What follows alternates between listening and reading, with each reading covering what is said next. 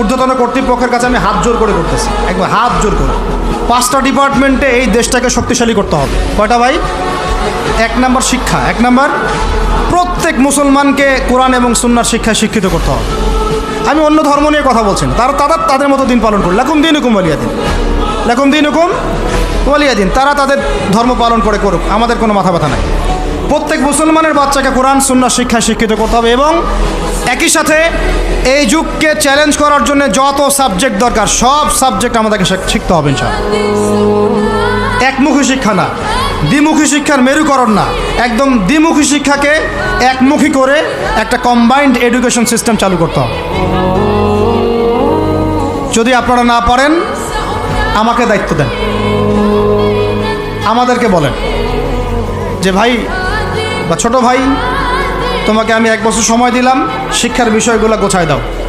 বিনা পারিশ্রমিকে ইনশাল্লাহ করে দেব, কোনো সমস্যা।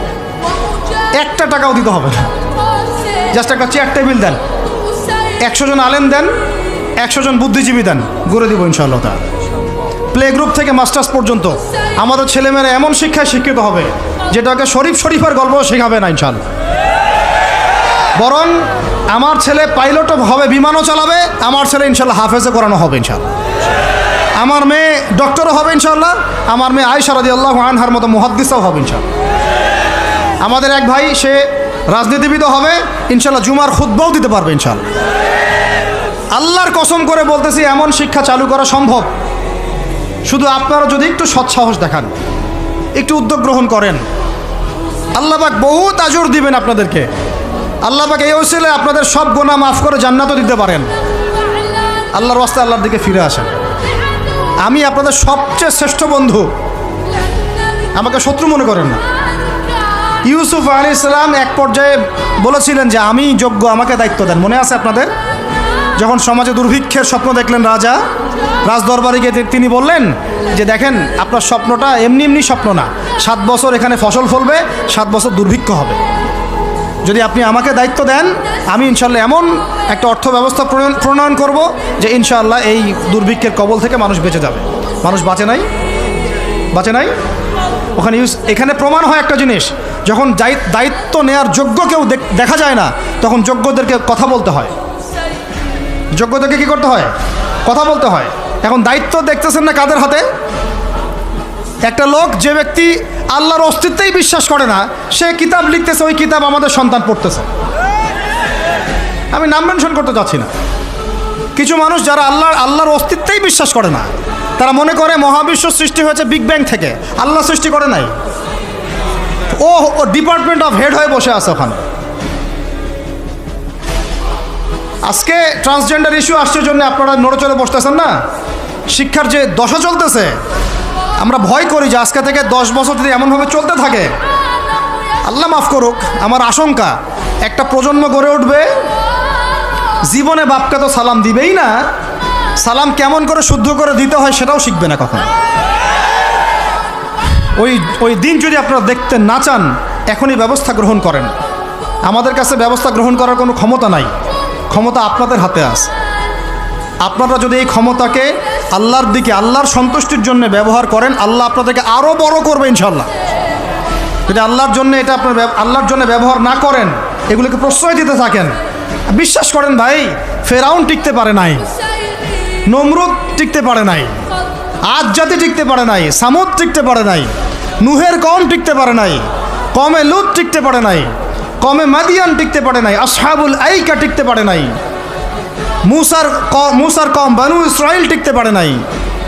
আমরা কোন ক্ষেত কি মূলা, আমরা কোত্থেকে আসলাম? আমরা এগুলো চালায় যাবার আল্লাহ পাক আমাদেরকে একদম জান্নাতুল ফেরদৌস দিবেন এমনটা মনে করছেন? হাদিস কত চমৎকার, কত সুন্দর হাদিস। লাউ ইয়াহদি আল্লাহু বিকা রাজুলান ওয়াহিদান খায়রুল লাকা মিন হুমুরিন নাম। তোমার দ্বারা যদি একটা মানুষও আল্লাহর দিকে ফিরে আসে, আল্লাহওয়ালা হয়ে যায়, লাল উট কুরবানি করার চেয়ে বেশি নেকির কাজ। তোমার একটা দাওয়াতে যদি মানুষ আল্লাহর দিনের দিকে ফিরে আসে, ওই আমলকারী সব নেকি তুমি পাবা।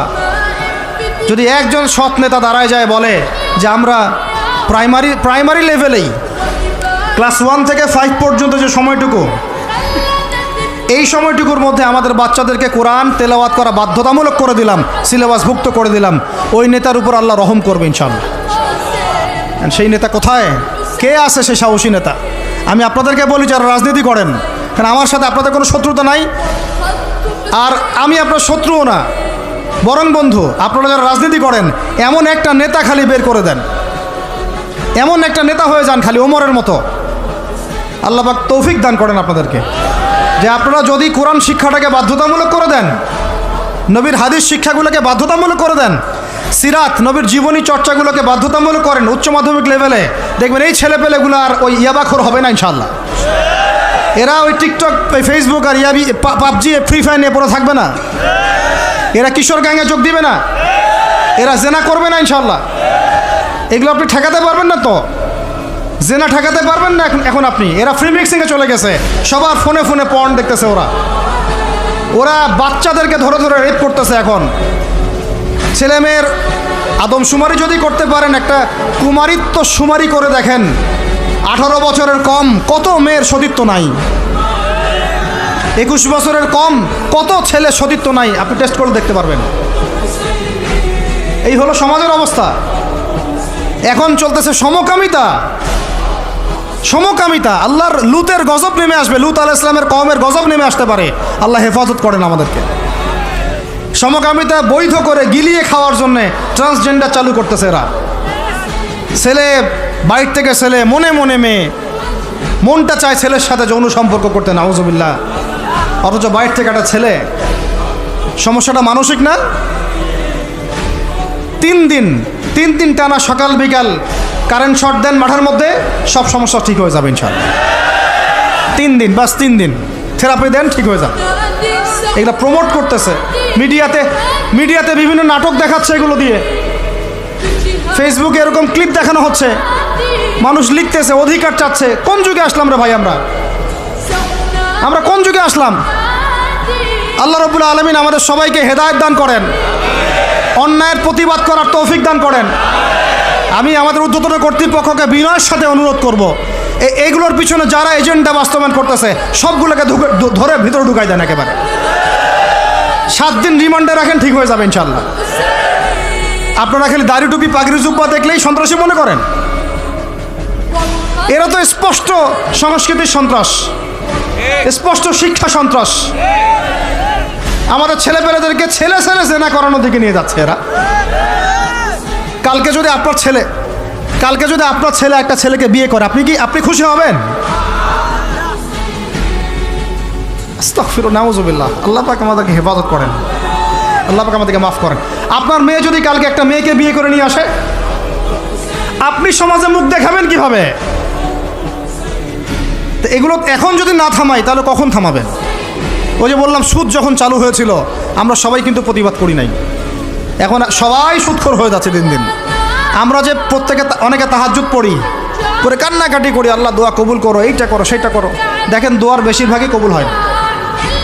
কেন হবে? অর্থনৈতিক জীবনে তো সুদ খাচ্ছি, আমি ঘুষ খাচ্ছি, দুর্নীতি করতেছি, হারাম খাচ্ছি, পণ্যে ভেজাল দিচ্ছি। আল্লাহ পাক আমাদের সবার রিজিককে হালাল করার তৌফিক দান করেন। অতএব আমি 5টা কথা বলছি, 5টা ডিপার্টমেন্টে এই জাতিটাকে শক্তিশালী করতে হবে। আল্লাহ পাক তৌফিক দান করেন। 1 নাম্বার শিক্ষা। 1 নাম্বার কি ভাই? এমন কোন শিক্ষা? শুধু একমুখী না, দ্বিমুখী শিক্ষার সমন্বয়। কোনটা? কোরআন সুন্নাহও থাকবে, আবার জেনারেল শিক্ষাও থাকবে। আল্লাহ পাক তৌফিক এনায়েত করেন, আমিন। 2 নাম্বার অর্থনীতি। 2 নাম্বার কি? আমাদের অর্থনীতি এত শক্তিশালী করতে হবে যে আমাদেরকে যেন পশ্চিমাদের কাছে কখনো হাত পাততে না হয়।